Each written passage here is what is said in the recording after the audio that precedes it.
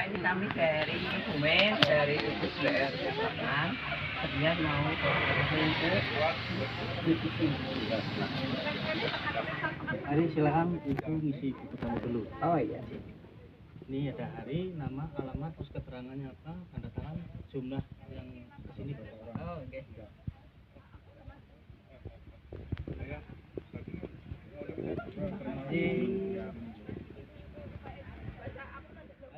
Ini ternyata banyak sampah ya di sini. Kita ambil yuk, kita buang di tempatnya. Kalau sampah itu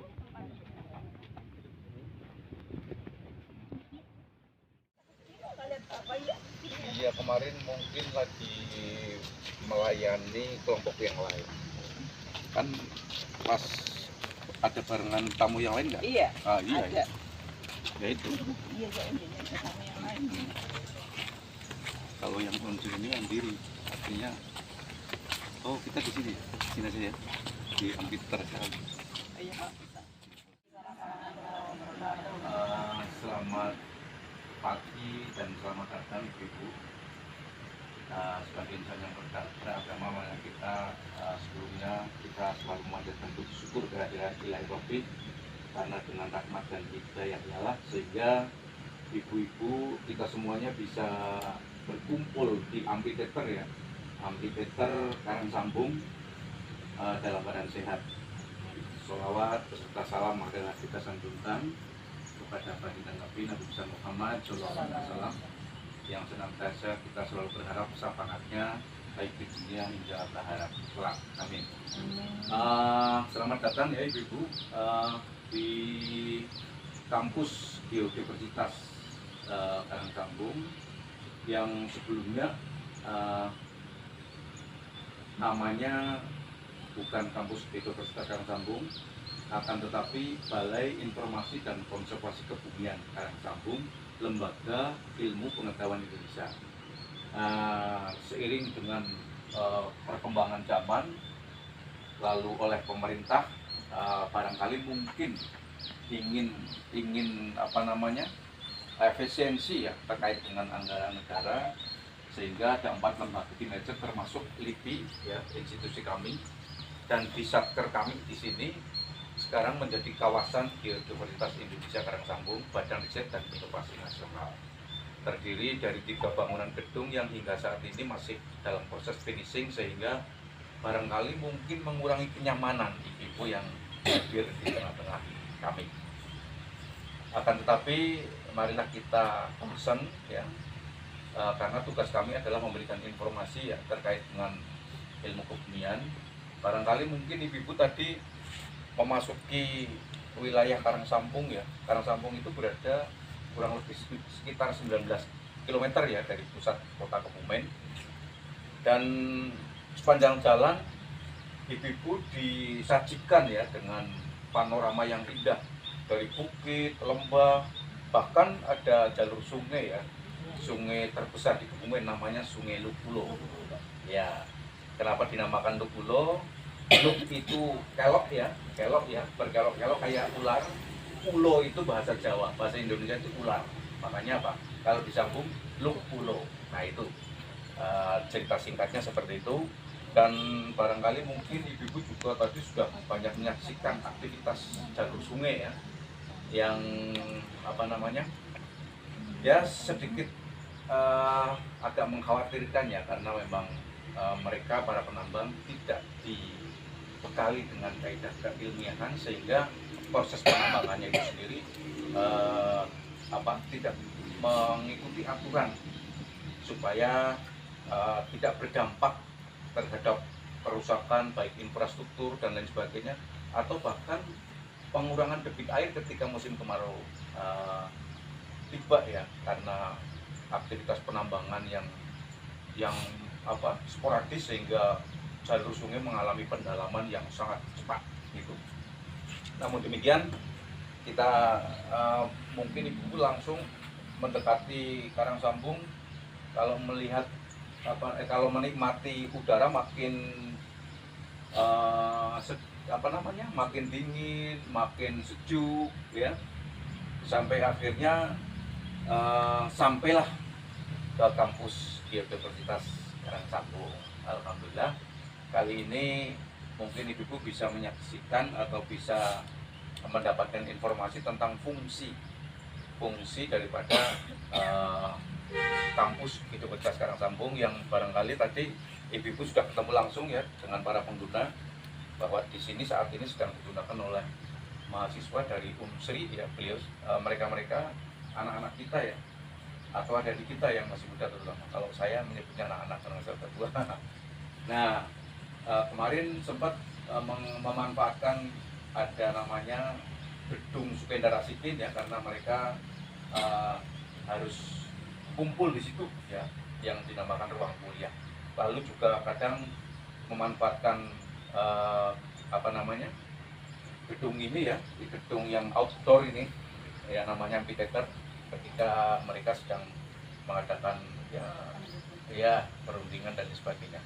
Lalu mereka saat ini ya, karena fasilitas kami sedang dalam proses pembangunan, mereka tidurnya di homestay ya, di rumah-rumah penduduk yang notabene sudah dijadikan homestay. Namun mereka kelihatannya memang enjoy ya. Nah itu. Lalu ada apa sih dengan Karangsambung? Tadi yang saya katakan bahwa Karangsambung sangat indah ya, karena tadi yang sampaikan bahwa ibu disajikan dengan ada perbukitan, ada lembah, jalur sungai. Kita denda dulu sama ya teman-teman dari Unsri ini ya. Ya.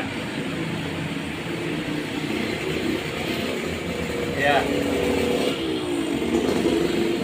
Jadi kan orang para ahli itu adalah dasar samudra. Karena pengaruh teori tektonik lempeng ya, sehingga apa? Sekarang dasar samudra ini berada di permukaan.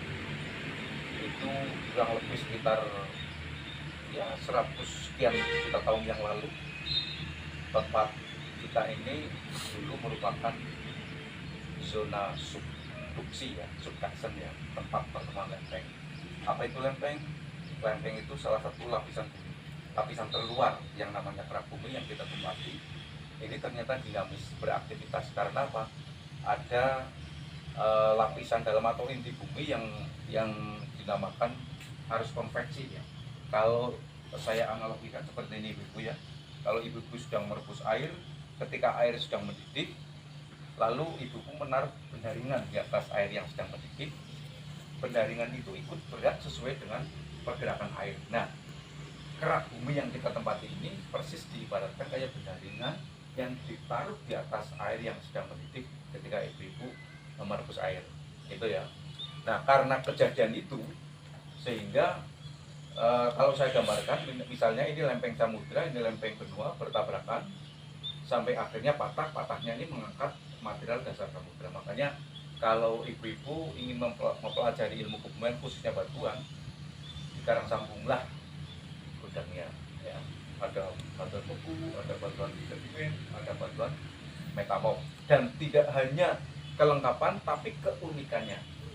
Keunikan ini menjadi menarik ya, dan keunikan ini tidak ditemukan di tempat lain. Bahkan di Karangsambung ini sudah cukup terkenal bahwa batuan Karangsambung terlengkap se-Asia Tenggara.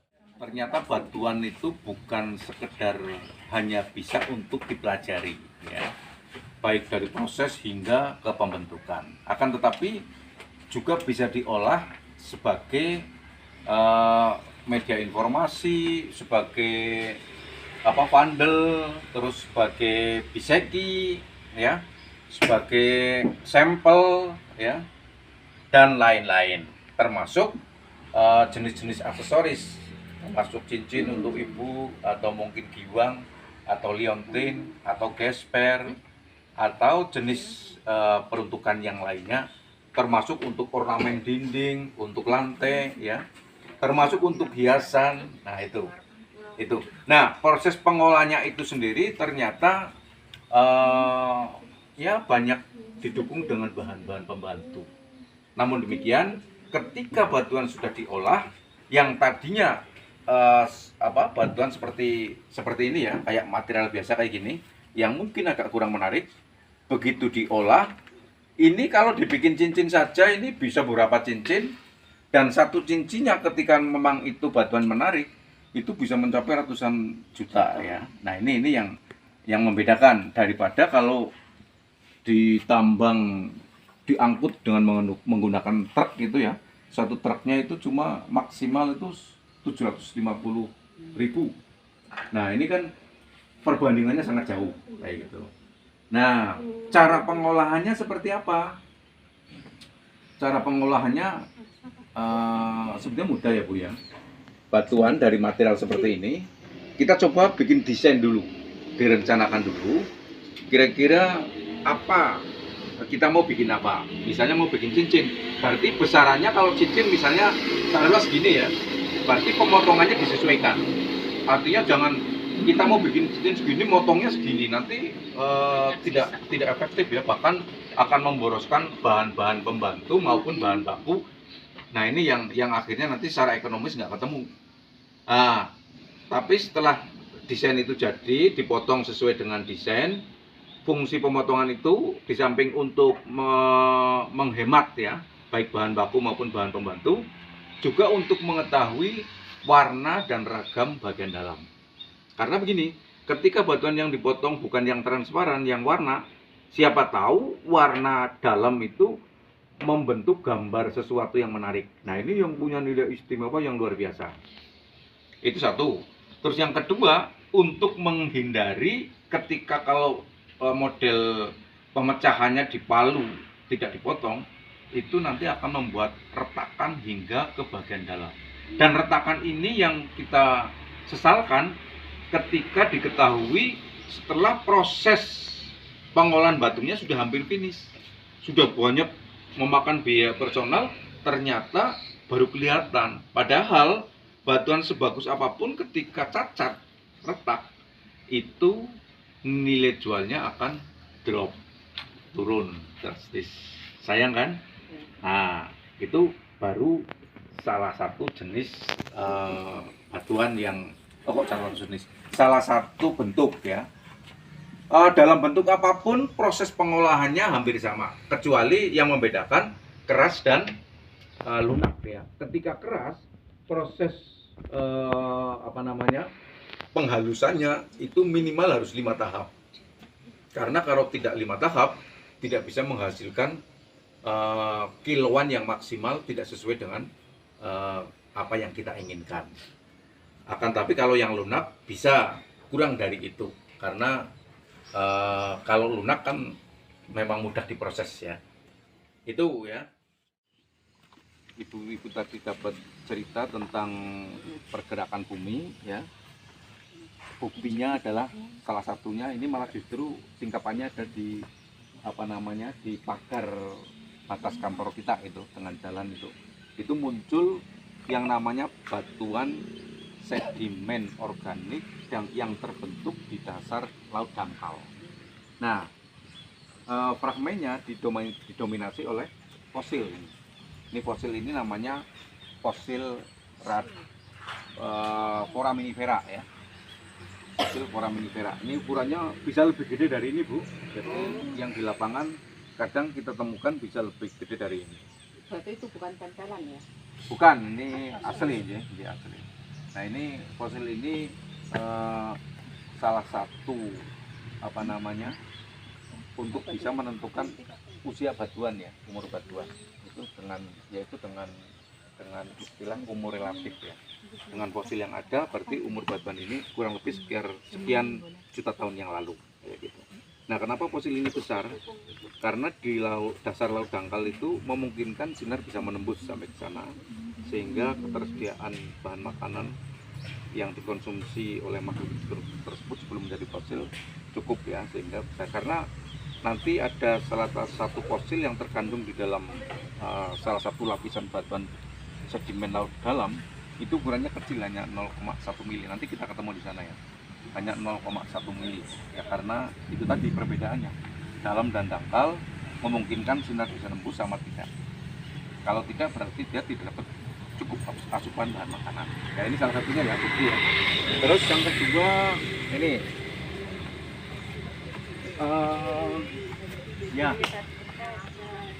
ya lagi-lagi efektifnya memang ibu-ibu setelah mendapatkan informasi melalui kelas itu ke lapangan ya, karena di sana akan bisa melihat bagaimana bantuan tersingkap ya, tentu dengan informasi apa namanya yang jelas lah ya, bahwa kalau di lapangan itu kelihatan sekali kalau bantuan ini kan bantuan beku ya, beku intrusi dia mengintrusi bantuan lain. Dan yang unik bantuan ini tersingkap bagaikan tiang yang tertata ya, istilah geologinya itu kolumnar fluid. Nah ketika magma yang keluar ya belum mencapai ke permukaan dia sudah membeku ya. Dan ini ada cerita legendanya loh ini ibu-ibu. Ketika itu para dewa berupaya untuk membuat gunung ya, dengan durasi waktu 1 malam harus jadi, seperti cerita Roro Jonggrang tadi yang ibu-ibu sebutkan ya. Akan tetapi belum selesai. Harapannya kan untuk pembuatan ini jangan sampai diketahui oleh orang ya. Akan tetapi menjelang subuh itu ada gadis cantik lewat, dan gadis cantik tersebut terkejut ketika tiba-tiba ada sebuah gundukan yang tadinya tidak ada. Lah ternyata gadis tersebut itu sedang berusaha mau ke sungai, mau mencuci beras. Nek bahasane wong desa mesusi gitu ya. Ketika terkejut melihat ada gundukan yang tiba-tiba ada yang tadinya nggak ada, dia langsung terkejut dan berasnya tumpah. Lah ini para dewa kan langsung menghentikan karena ketahuan oleh makhluk lain ya, manusia, sehingga dia berhenti. Akhirnya gunung ini murung, jadi disebut jadi gunung murung selain nama lain ya, tapi disebut dengan nama gunung murung. Nah tumpahannya beras itu, nah ini menjadi cerita bahwa kandungan mineral yang ada di dalam batuan ini itu didominasi warna putih saling menyilang berserakan kayak tumpahan beras itu tadi. Nama mineralnya adalah plagioklas. Nah itu kayak itu. Ini cerita legenda tapi ya.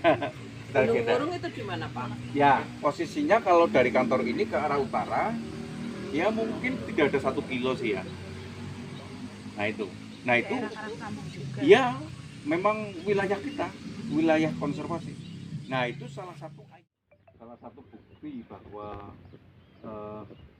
tempat kita itu dulu dasar samudra seperti batuan yang tersingkap yang saya sampaikan tadi adalah batuan ini. Kita kan sudah sedimen tinggal kesamuk ya. Ini batuan kesamuk yang menjadi dasar samudra ini. Ini namanya serpentine. Warna khasnya itu hijau ya, menarik ini ya. Yang asal batuannya adalah batuan beku ultra basah ya, batuan beku ultra basah. Silakan terbesar ya, menarik ini ya. Ya, batuan ini adalah batuan beku ultra basah, lalu dia mengalami dua fase, dua kejadian. Di samping persentuhan dengan air laut, di fase yang kedua dia menuju ke zona genggaman lalu terangkat di permukaan seperti ini. Dan batuan ini dengan warna khas hijau ini ternyata menarik juga apabila dibikin jenis kerajinan seperti yang saya jelaskan di sana, bahwa di samping lunak ternyata batuan ini ketika diolah itu lumayan memberikan kilauan yang menarik. Menariknya di samping warna terus nanti terus mengkilap sehingga apa? Jadi lihat jenis kerajinan yang memang layak dibuat dari batuan ini karena batuan ini tidak terlalu keras, itu kebanyakan adalah jenis kayak semacam vas bunga, asbak, atau patung, dan lain sebagainya. Karena batuan ini di samping lunak, sehingga diolah tidak terlalu susah dan tidak banyak memakan biaya operasional tinggi, akan tetapi hasilnya lumayan bagus. Dan kemarin faktanya cukup banyak diminati oleh para pemburu batu mulia ketika booming.